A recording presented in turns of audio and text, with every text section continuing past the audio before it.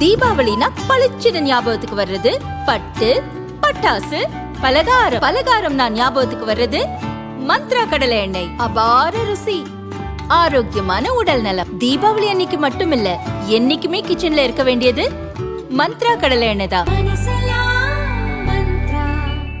வடகிழக்கு பருவமழை காலத்தில் அதிகம் பாதிப்படையும் மாவட்டங்களாக சென்னை, திருவள்ளூர், காஞ்சிபுரம், செங்கல்பட்டு உள்ளன.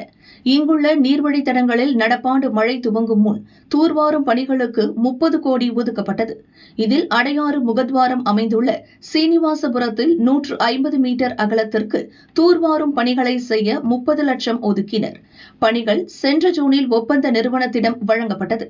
ஆனால் ஒப்பந்தம் எடுத்த நிறுவனம் பணிகளை முறையாக செய்யவில்லை என கூறப்படுகிறது. முகத்வாரத்தில் மணல் மேடு அதிகரித்ததால் சமீபத்திய மழையால் அடையாறு ஆற்றில் வெள்ள நீர் மற்றும் செம்பரம்பாக்கம் ஏரியில் திறக்கப்பட்டுள்ள உபரிநீர் வடிவதில் தாமதம் ஏற்பட்டுள்ளது. பெருமழை கொட்டினால் அடையாறு கரையோர பகுதிகளில் வெள்ள பாதிப்பு ஏற்படும் சூழலும் உருவாகியுள்ளது. ஒப்பந்த நிறுவனத்திடம் இதுகுறித்து சென்னை மண்டல நீர்வளத்துறை அதிகாரிகள் விளக்கம் கேட்டனர். செலவு அதிகமாகியதால் ஒதுக்கிய நிதியில் இவ்வளவு பணிதான் செய்ய முடியும் என ஒப்பந்த நிறுவனம் கூறியுள்ளது. இந்த தகவல் முதல்வர் ஸ்டாலின் கவனத்திற்கு சென்றது. 24ஆம் தேதி சீனிவாசபுரத்திற்கு சென்ற முதல்வர் முகத்வாரத்தை அகலப்படுத்த உத்தரவிட்டார்.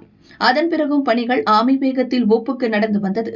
நேற்று மீண்டும் அங்கு சென்ற முதல்வர் பணிகள் முறையாக நடக்காததை கவனித்து சென்னை மண்டல நீர்வளத்துறை அதிகாரிகளை கண்டித்துள்ளார்.